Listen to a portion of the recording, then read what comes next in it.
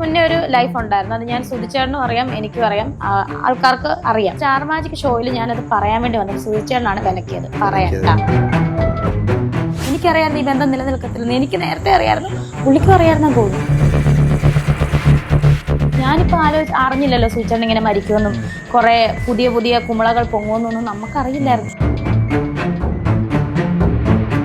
ഒരു വ്യക്തി എന്നെ ബന്ധപ്പെടുകയുണ്ടായി. അവരൊരു കേസ് നിങ്ങൾക്കെതിരെ ഫയൽ ചെയ്തിട്ടുള്ളതാണ്. എനിക്കറിയത്തില്ല. വീണ എസ് പിള്ള എന്നാണ് ആ വ്യക്തിയുടെ പേര്. അറിയാമോ? എനിക്കറിയില്ല. അറിയില്ല. സുധിച്ചേട്ടൻ പറഞ്ഞറിയാം, ഡീറ്റെയിൽ ആയിട്ടൊന്നും പറഞ്ഞിട്ടില്ല. അതൊരു കള്ളമല്ലേ ചേച്ചി? ഇത് ഞാൻ പറയുന്നു, ഇത് പച്ചക്കള്ളമല്ല, അതിലപ്പുറം കള്ളം. സുധിച്ചേട്ടൻ മരണം വരെ, മരിക്കുന്നതിന്റെ തലേന്ന് വരെ എന്റെ കൂടെ കിടന്നുറങ്ങിയിട്ട് പോയ മനുഷ്യനെ ചേർത്ത് പിടിച്ചാണോ ഞാൻ ചെയ്ത തെറ്റ്? കിച്ചു എന്ന് പറയുന്ന ഒരു കുഞ്ഞിന് അമ്മയായതാണോ ഞാൻ ചെയ്ത തെറ്റ്? പോലീസ് സ്റ്റേഷന്റെ ഫ്രണ്ടിൽ പോയിരുന്ന കരയുന്ന ഏതൊരു ആൾക്കും വിഷമം തോന്നിയ ഒരു കാഴ്ചയാണ്. ശരി, അത് ഞാൻ സാഹചര്യം ഇത് കണ്ടിട്ട് കരയുന്നത് എന്തുകൊണ്ടാണ്? അങ്ങനെ ഒരു സാഹചര്യം ഉണ്ടായതുകൊണ്ടാണ്. ഇവരൊക്കെ കാരണമല്ല, ആ ഒരു വ്യക്തി കാരണമാണ്. ആ വ്യക്തി തന്നെ പറഞ്ഞ മറ്റൊരു കാര്യം. അല്ലെങ്കിൽ വേണ്ട, അല്ലെ ഇനി നമ്മൾ ഇദ്ദേഹം എന്തെങ്കിലും അറിയുന്നുണ്ടോ? ഈ മരിച്ച മൃതശരീരത്തെ വീണ്ടും വീണ്ടും കുത്തി നോവിച്ച് നമ്മളൊരു മൃതശരീരത്തോട് എന്തായാലും നമ്മൾ ഒരു ബഹുമാനം കാണിക്കണം. തീർച്ചയായും. അതിന്നൊക്കെ അതിര് കടന്ന് വീണ്ടും വീണ്ടും എന്തിനാ ഈ പാവത്തിനെ, ഞാൻ അതെ എന്നെ പറഞ്ഞോട്ടെ, എന്തിനാ ഈ പാവത്തിനെ ഇട്ട് കുത്തുന്നു? എനിക്കറിയത്തില്ല, പാവമുണ്ട്.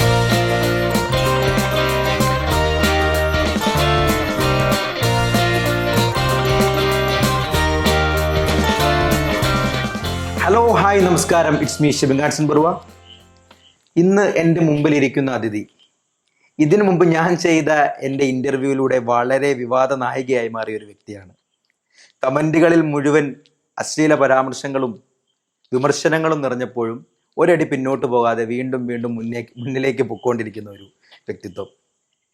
കൂടുതൽ വിശേഷങ്ങളും പുതിയ വിവാദങ്ങൾക്കുള്ള മറുപടിയുമായി ഇന്ന് എൻ്റെ മുമ്പിലുള്ളത് മറ്റാരുമല്ല, രേണുസുധിയാണ്. രേണു ചേച്ചി, വീണ്ടും സ്വാഗതം. എങ്ങനെ ഉണ്ടായിരുന്നു നമ്മുടെ ആദ്യത്തെ ഇന്റർവ്യൂവിന്റെ ഒരു എന്താ പറയുക, ഫീഡ്ബാക്ക് എങ്ങനെ ഉണ്ടായിരുന്നു? ഞാൻ പൊതുവെ കമന്റ് വായിക്കാറില്ല. ഇൻസ്റ്റാ കമന്റില് നമ്മള് കൊളാബ് ചെയ്തിട്ടില്ലേ, ഇതൊക്കെ നല്ല കമന്റ്സ് ആണ് വന്നിട്ടുള്ളത്. പക്ഷെ ഞാൻ യൂട്യൂബിൽ നോക്കാറില്ല, വായിക്കാറില്ല. അത് ഞാൻ അനുകൂലിച്ചുകൊണ്ടുള്ള ഒരു ഇതാണ് ഞാൻ ചെയ്തിരുന്നത്. പക്ഷെ അതിനു മുമ്പ് നമ്മുടെ വീഡിയോ ഇറങ്ങിയപ്പോ ഒരുപാട് വിവാദങ്ങൾ ഒരുപാട് വിവാദങ്ങൾ വന്നിട്ടുണ്ടല്ലോ. അത് എങ്ങനെയാണ് ചേച്ചി നോക്കി കാണുന്നത്? അതിനെ വിവാദങ്ങളെ എങ്ങനെ നോക്കി കാണുന്നത്? എപ്പോഴും നോക്കുന്ന പോലെ ഇങ്ങനെ നോക്കുന്നു, അതാണോ?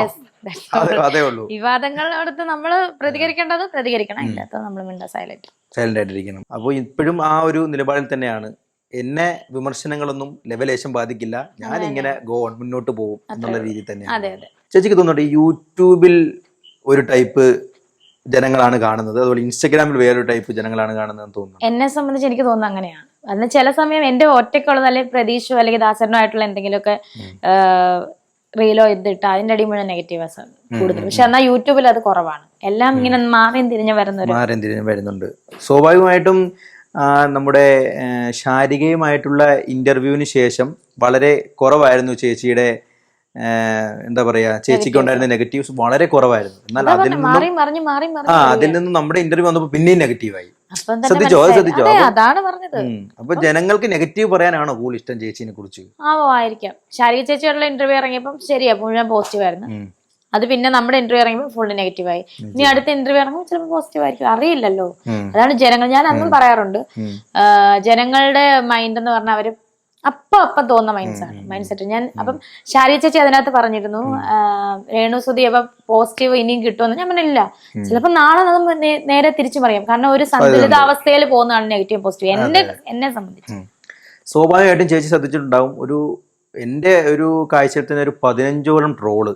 അതിൽ പ്രതിപാദിച്ചിരിക്കുന്ന വിഷയം ഒരൊറ്റ വിഷയമായിരുന്നു, പാസ്റ്ററിന്റെ ആ വിഷയം.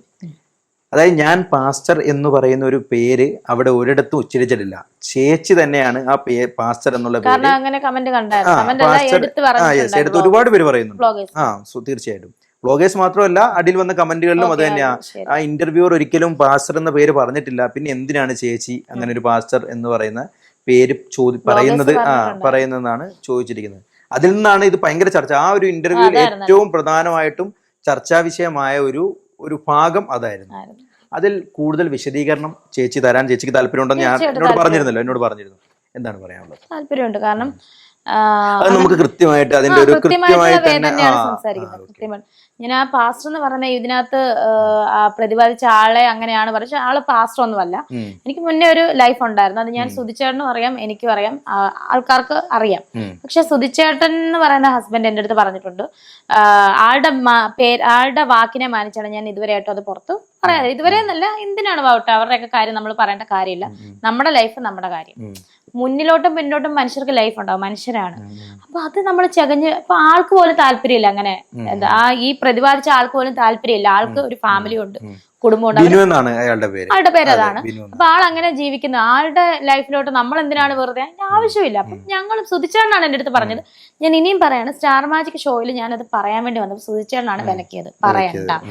സുധിച്ചേട്ടന്റെ വീട്ടുകാർക്ക് അറിയാം, എന്റെ വീട്ടുകാർ. അത് പെന്തിക്കോസ്തിന്റെ ഒരു രീതിയിലുള്ള ഒരു ഇതായിരുന്നു. വിവാഹം ആയതുകൊണ്ടാണ് പാസ്റ്റർ എന്ന് ഈ ആൾക്കാര് കമന്റ് വന്നത്.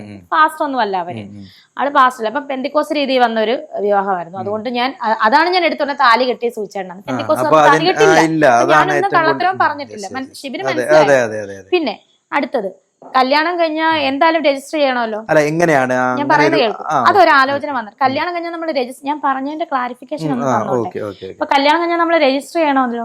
പക്ഷെ അങ്ങനെ ഒരു സംഭവം, രജിസ്റ്റർ എന്ന് പറയുമ്പോൾ ഒരു മാസമൊക്കെ നിന്നിട്ടായിരിക്കും കല്യാണം. പുതുമോടിയൊക്കെ ആയി കഴിഞ്ഞിട്ടാണ് 2 മാസം ആകുമ്പോഴായിരിക്കും രജിസ്റ്റർ. ഞാൻ കണ്ടിട്ടുള്ളത് അങ്ങനെയാണ്, കേട്ടിട്ടുള്ളത് അങ്ങനെ. ഇത് 1 മാസം പോലും നിന്നിട്ടില്ല, ഒരാഴ്ച പോലും നിന്നിട്ടില്ലാത്ത ഈ ബന്ധം എന്തിനാണ് രജിസ്റ്റർ? അത് വേണ്ട, അത് കഴിഞ്ഞ കാര്യമാണ്. എനിക്കും ഒരു ബന്ധമില്ല, ആൾക്കും ഒരു ബന്ധമില്ല, കഴിഞ്ഞ കാര്യമാണ്. ഒരു ആലോചന വന്നതാണ് ഞാൻ ചോദിക്കുന്നത്. അപ്പോൾ സ്വാഭാവികമായിട്ടും ഈ ബിനു എന്ന് പറയുന്ന വ്യക്തി ചേച്ചിയുടെ ലൈഫിലേക്ക് വന്നിട്ടുണ്ട് എന്നുള്ളത് ഒരു പല ഇന്റർവ്യൂകളും പറഞ്ഞിട്ടുണ്ട്. ഇപ്പോഴാണ് പറയാം, കാരണം ആരോപണങ്ങൾ വന്നത് കൊണ്ട് മാത്രമാണ് പറഞ്ഞത്. അതുവരെ എന്റെ ഹസ്ബൻഡിന്റെ വാക്കിനെ മാനിച്ച് ഞാൻ പറഞ്ഞിട്ടില്ല. ആരോപണങ്ങൾ അത് നമ്മുടെ ഇന്റർവ്യൂയിലൂടെയാണ് അത്രയും അത് എയറിലേക്ക് പോകുന്നത്. ശ്രദ്ധിച്ചോ? അത് ആ ഒരു ട്രോളിലൂടെ തന്നെ നിങ്ങളുടെ പ്രേക്ഷകരോട് തന്നെ ഞാൻ കാര്യം പറഞ്ഞു. ഇതാണ് ഇതിന്റെ കാര്യം. അതായത് അങ്ങനെ ഒരു വ്യക്തി 1 മാസത്തോളമേ നിങ്ങളുടെ ജീവിതം മുന്നോട്ട് പോയിട്ടുള്ളൂ. അത്രയും പോലും പോയിട്ടില്ല. വേറെ എന്തുകൊണ്ടാണ് പിന്നെ എന്തുകൊണ്ടാണ് ക്ലാരിഫിക്കേഷൻ നടത്തുക? അത് വലിയ താല്പര്യമില്ലാതെ കല്യാണം കഴിച്ചാണ്. കല്യാണം എന്ന് പറഞ്ഞാൽ കല്യാണം കഴിക്കുന്ന പെന്തിക്കോസ് രീതിയിലുള്ള കുടുംബത്തിന്റെ കുടുംബത്തിനല്ല, അയൽപക്കംകാര് കൊണ്ടുവന്നൊരു ആലോചന. നമുക്കന്ന് വേണ്ട ഒരു താല്പര്യം ഇല്ലാത്ത, അതിപ്പോ കൂടുതൽ ഡീറ്റെയിൽ നമുക്ക് പറയേണ്ട കാര്യമില്ല. നമ്മൾ താല്പര്യമില്ലാത്തൊരു ബന്ധം നമുക്ക് വന്നു, അത് വേണ്ടാന്ന് വെച്ചാൽ അതിനകത്ത് എന്ത് ആൾക്കും കുഴപ്പമില്ല, എനിക്കും കുഴപ്പമില്ല, സുധിച്ചേട്ടന്റെ വീട്ടുകാർക്കും കുഴപ്പമില്ല, സുധിച്ചേട്ടനും കുഴപ്പമില്ല. പിന്നെ ആർക്കാണ് പ്രശ്നം എന്ന് എനിക്കറിയില്ല. അത് ഞാൻ കാര്യം പറഞ്ഞ് തീർത്തു. ഇതിൽ കൂടുതൽ എനിക്ക് ഡീറ്റെയിൽ അവരെ കുറിച്ച് പറയാനും എനിക്ക് താല്പര്യമില്ല. അദ്ദേഹം എപ്പോഴെങ്കിലും പിന്നീട് ബന്ധപ്പെടുകയോ? ഞാൻ ഒരു കോണ്ടാക്റ്റില് കണ്ടിട്ടില്ല, ഒന്നുമില്ല, ഒരു ബന്ധവും ഇല്ല ഞങ്ങൾ. ആ വ്യക്തി എനിക്കൊരു ചെറിയൊരു വാർത്ത കിട്ടിയിരുന്നു. ആ വ്യക്തിയെ പല വ്ളോഗർമാരും തപ്പിപ്പോവുകയും അതായത് ആ വ്യക്തിയെ പല വ്ളോഗർമാരും തപ്പിപ്പോവുകയും രേണു സുധിയെ കുറിച്ച് ഞാൻ പറയാം. രേണു സുധിയെ കുറിച്ച് അപകീർത്തികരമായി സംസാരിക്കാൻ താല്പര്യമുണ്ടോ എന്ന് ചോദിക്കുകയും ചെയ്തു എന്നൊരു വിവരം എനിക്കൊരു സോഴ്സിൽ നിന്ന് എനിക്ക് കിട്ടിയിരുന്നു. യാഥാർത്ഥ്യമാണോ? അത് യാഥാർത്ഥ്യമാണ്. ആ കുടുംബത്തിലുള്ള ഒരാള് തന്നെ ഞാനുമായിട്ട് കോണ്ടാക്ട് ഉണ്ട്. അതായത് ആ കുടുംബത്തില് എന്ന് പറഞ്ഞാൽ ആ കുടുംബക്കാരെ അറിയാവുന്നത് എന്റെ കോമൺ ഫ്രണ്ടാണ് ആ ചേച്ചി.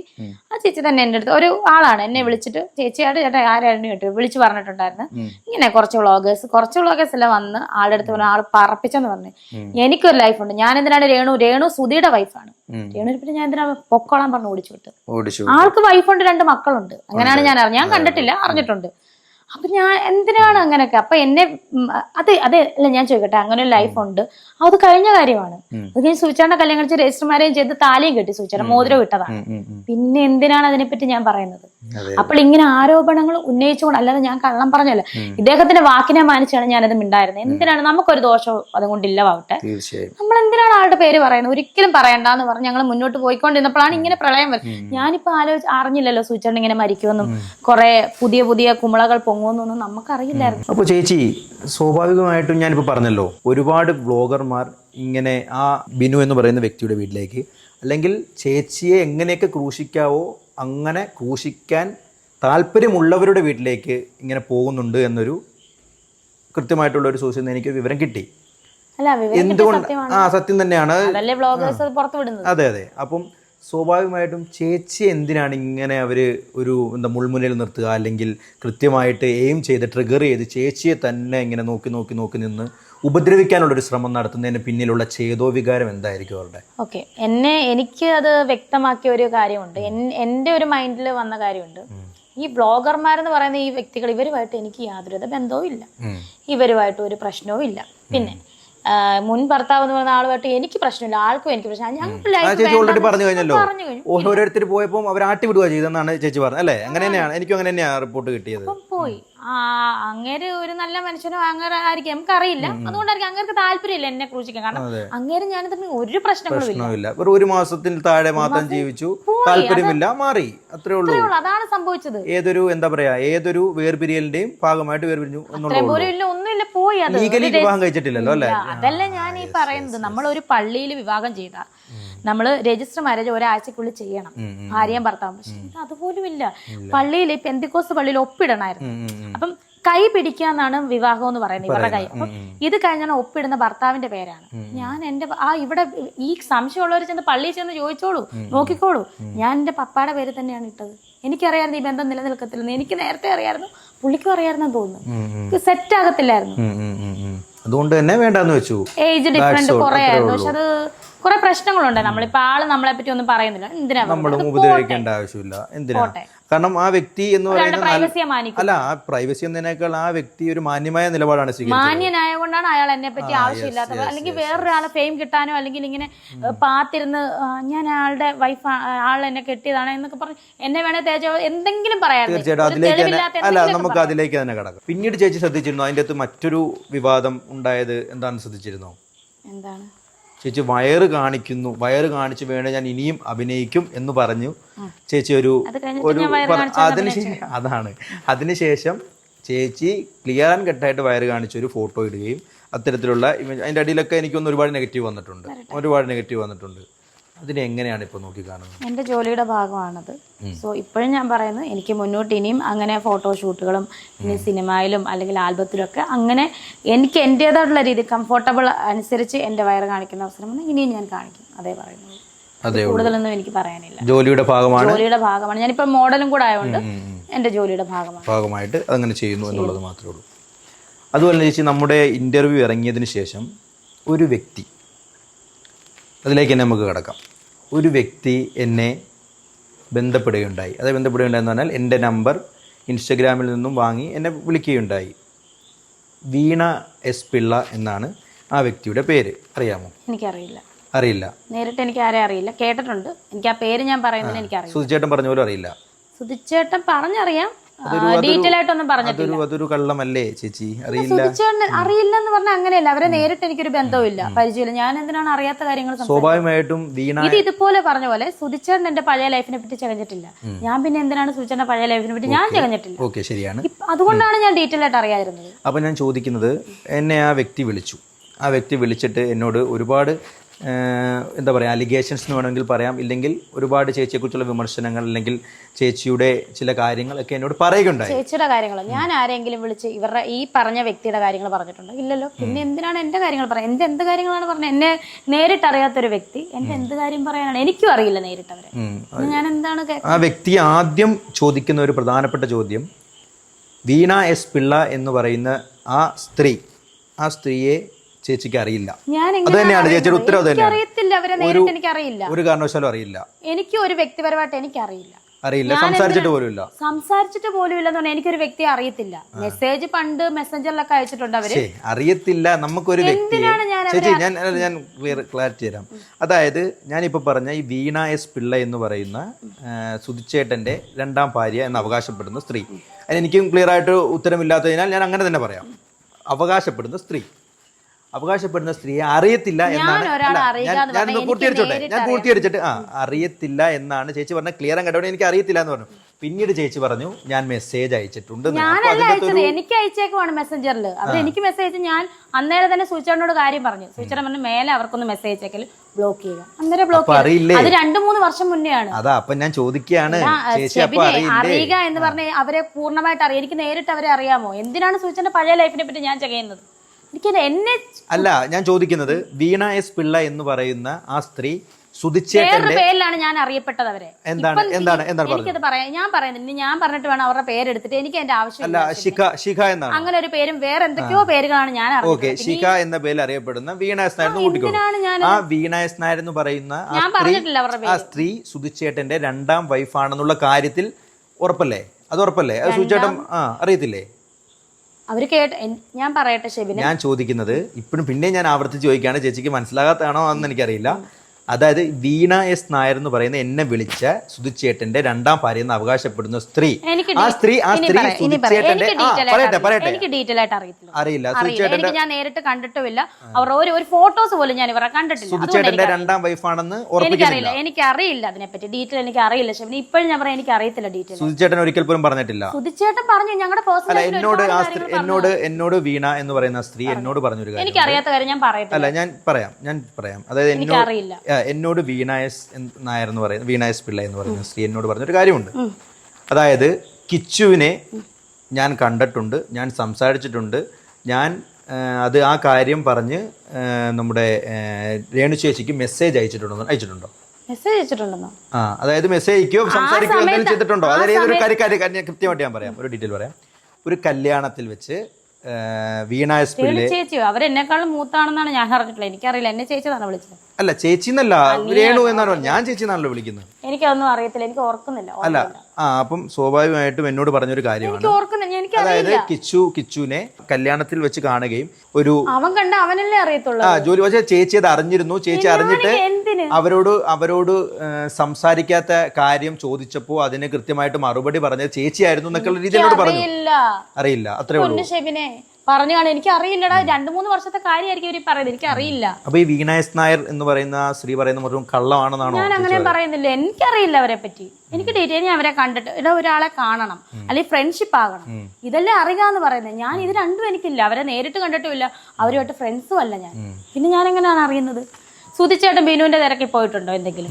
സുധിച്ചേട്ടനോട് പറയുന്നതല്ലേ സുധിച്ചേട്ടൻ, അതുപോലെ സുധിച്ചേട്ടൻ പറഞ്ഞല്ലാതെ ഇത് കൂടുതലൊന്നും എനിക്കറിയില്ല. ഞാൻ എന്തിനാണ് അവരുടെ പേര് പൊക്കിയെടുത്ത് അവരെ കുറിച്ച് പറയുന്നത്? എനിക്ക് അതിന്റെ ആവശ്യമില്ല, എനിക്ക് താല്പര്യമില്ല. അവരിപ്പോ എന്ത് പറഞ്ഞിട്ട് എന്നെ അധിക്ഷേപിക്കുക, അത് എനിക്ക് നിങ്ങളുടെ പേര് പറയാൻ താല്പര്യമില്ല. ഇപ്പൊ എന്ത് ചെയ്യാനാ? ചിലപ്പോൾ സൂചേട്ടന്റെ വീട്ടുകാർ പറഞ്ഞുള്ള അറിവ്, സൂചേട്ടൻ പറഞ്ഞുള്ള അറിവല്ലാതെ എനിക്ക് നേരിട്ട് ഒരു ഇതുമില്ല താല്പര്യം. എന്നാൽ മരിച്ചുപോയ ശാലിനി എന്ന് പറഞ്ഞ സ്ത്രീയായിട്ട് ഞാൻ സംസാരിച്ചിട്ടുണ്ട്. അത് ഞാൻ ഫ്രണ്ട്ഷിപ്പിൽ തന്നെ സംസാരിച്ചു, എന്നോടും ഫ്രണ്ട്ഷിപ്പിൽ സംസാരിച്ചു.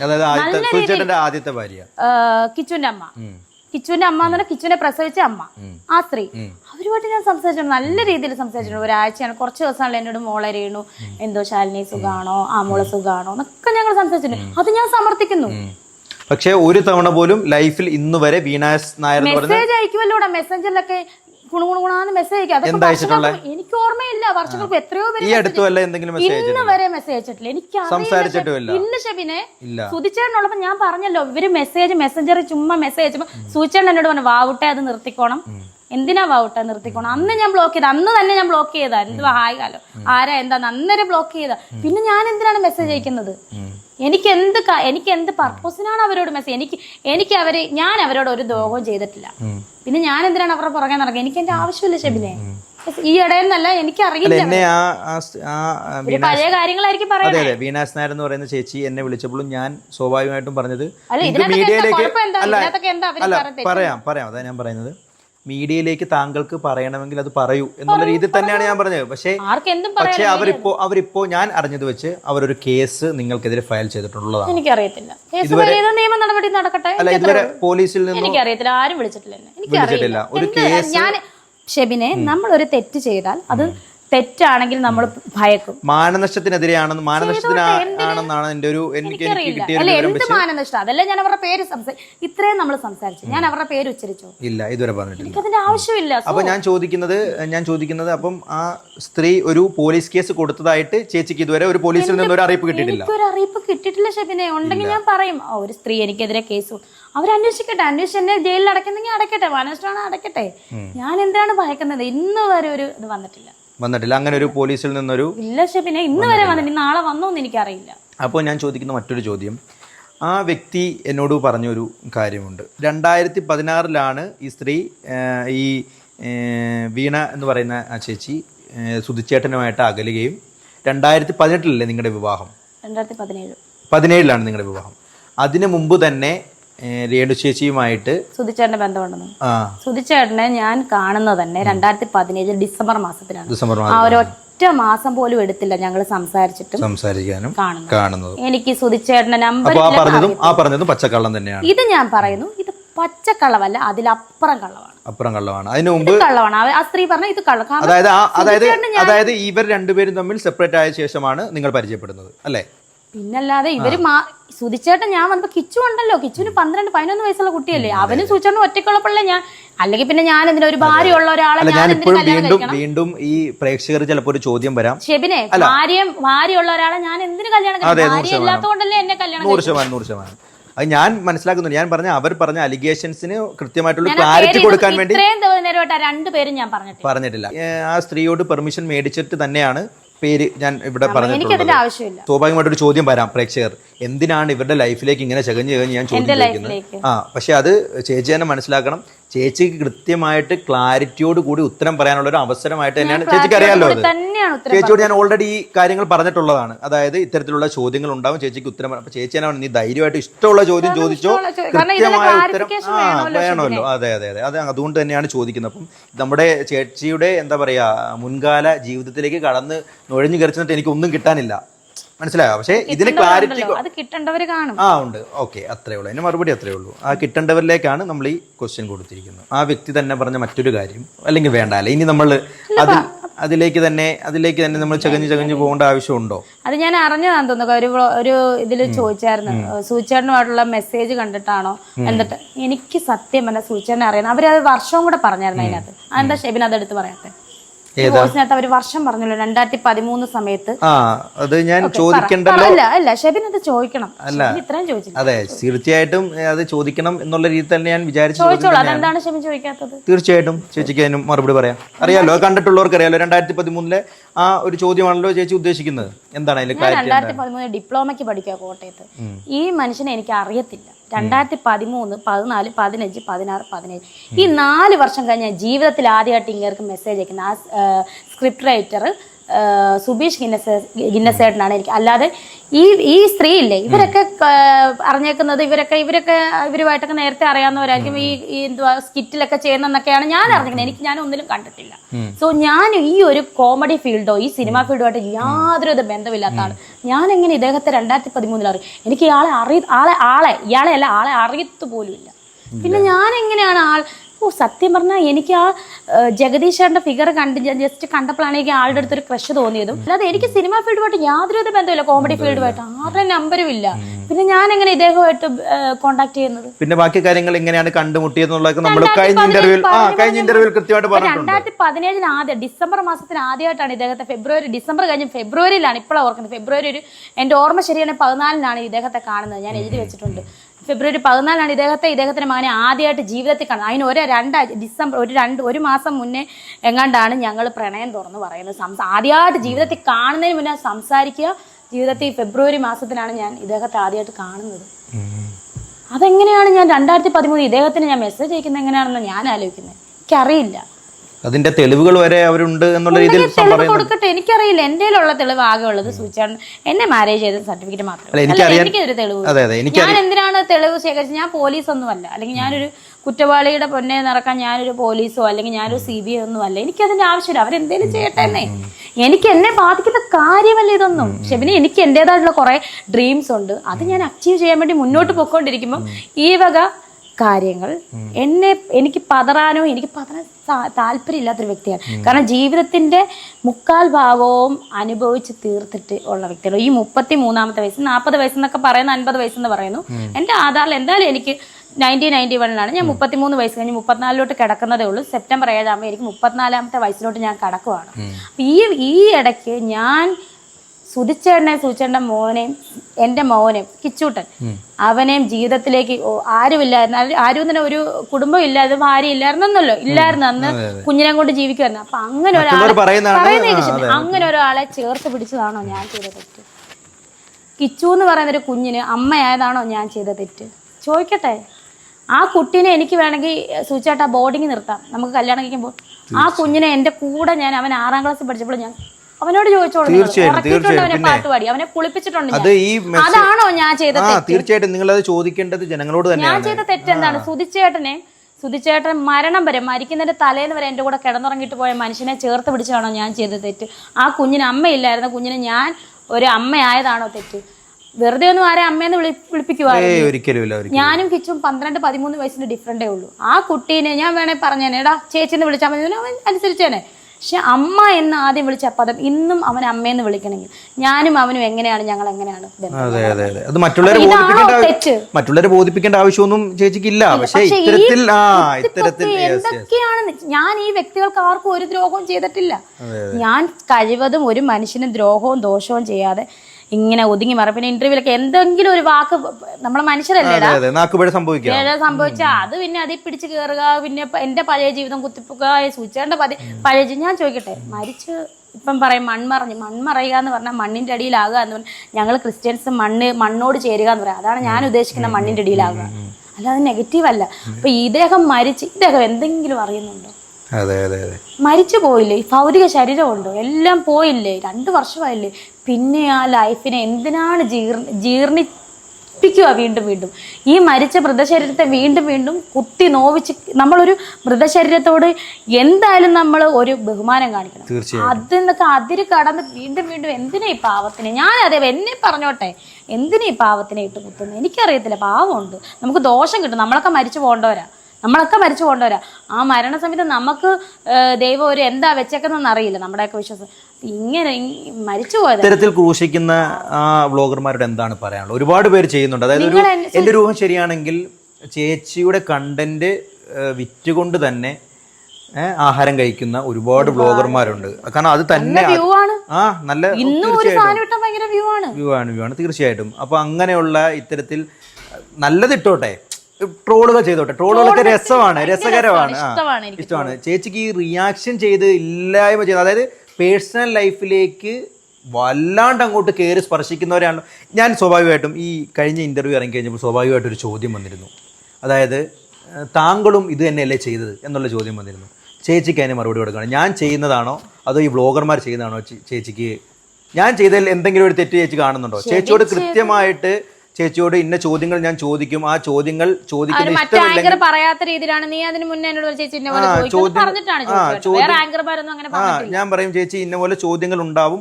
അതുപോലെ തന്നെ ചേച്ചിക്ക് അൺകംഫർട്ടബിൾ ആയിട്ടുള്ള ചോദ്യം ഉണ്ടെങ്കിൽ ധൈര്യമായിട്ടും ചേച്ചിക്ക് നോ എന്ന് പറയുവാണെങ്കിൽ നമ്മളത് എയർ ചെയ്യില്ല എന്ന് ഞാൻ ചേച്ചിയോട് പറഞ്ഞിരുന്നു. ചേച്ചി മേക്കപ്പ് ചെയ്യുന്ന ആ സമയത്ത് ഞാൻ പറഞ്ഞിരുന്നു, ഓർക്കുന്നുണ്ടോ? അപ്പോൾ ആ രീതിയിലാണ് നമ്മൾ ചോദ്യം ചോദിച്ചത്. ചേച്ചി ഒന്നിന് പോലും ആ ഇന്റർവ്യൂ മൊത്തം കഴിഞ്ഞിട്ടും ചേച്ചി ഒന്നിൽ പോലും അത് നിർത്ത്, എനിക്ക് ഈ ചോദ്യം ഇഷ്ടപ്പെട്ടില്ല എന്ന് ചേച്ചി പറഞ്ഞിട്ടില്ല, അല്ലേ? ശരിയല്ലേ? അങ്ങനെയാണല്ലോ നമ്മൾ ആ ഇൻ്റർവ്യൂ പോയിരിക്കുന്നത്.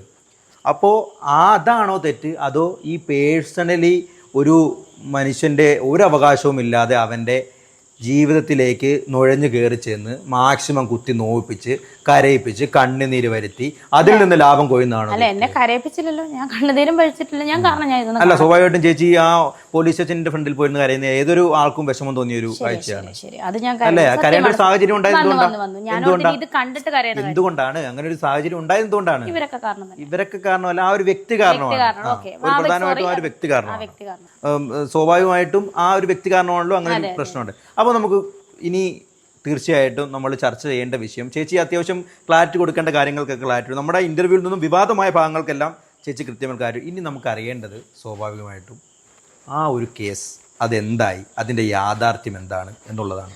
നമുക്കത് പറയാൻ കൂടുതലായിട്ട് പറയാൻ സാധിക്കുന്നത് എനിക്ക് തോന്നുന്നത് ചേച്ചിയുടെ കുടുംബത്തിനാണ്. തീർച്ചയായിട്ടും നമ്മൾ പപ്പേനെയും അമ്മയെയും ചേച്ചിയുടെ സിസ്റ്ററിനെ നമുക്ക് ഇങ്ങോട്ട് വിളിക്കാം.